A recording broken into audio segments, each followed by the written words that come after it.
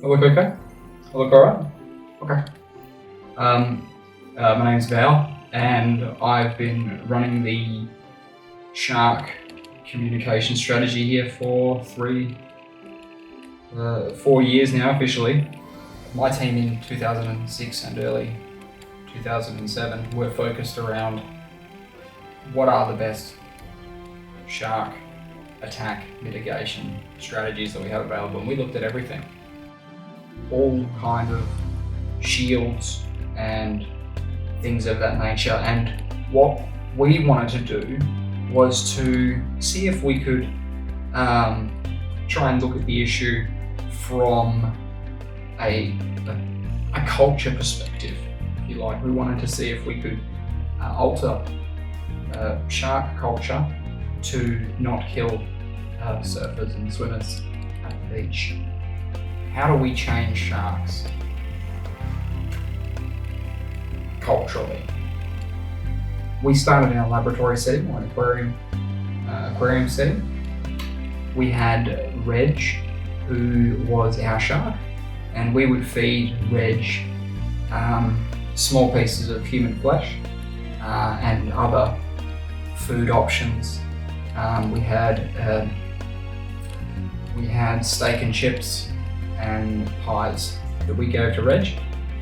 And what we found throughout those studies was that Reg wasn't really interested in the human flesh at all when compared to the steak and pies that we had and the chips. And what we were, I guess we found what we were looking for. We just had to sort of trust Reg to be able to communicate that, because we've communicated to him what we would like to see. And the reality is that the GWS, the white pointer, is an apex predator. It's at the top of the food chain, and it's been there for so long for a reason. But you have to remember the wheel predators, whites as well. So, and then sort of we went, well, we don't do that anymore. You don't have to catch and kill your chicken or whatever for your duck or whatever for your roast duck. We don't do that anymore. It could be the same thing for the sharks. At least that's our thinking. We, although we're predators, we developed agriculture, irrigation, and then steak and chips, pies. So it sort of goes from there.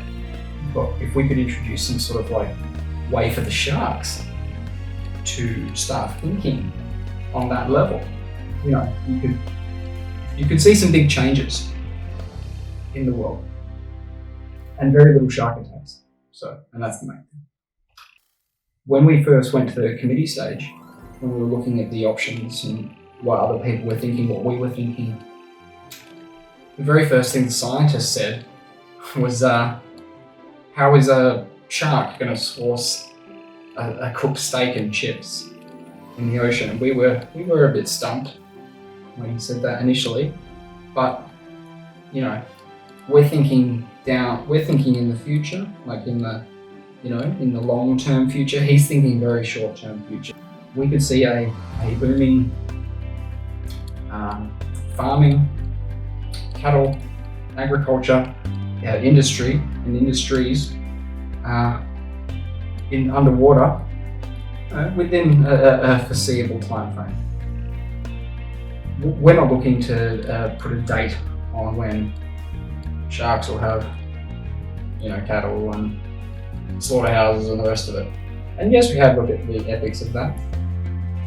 I'm satisfied that the ethics of that are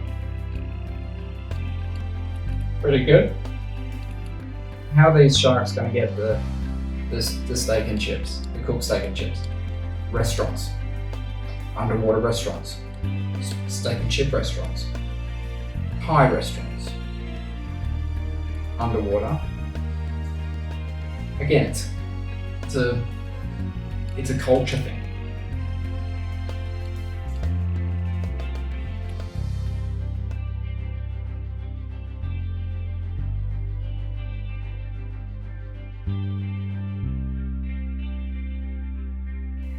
We would give Reg steak and chips. pies, and he would just eat it. We ethically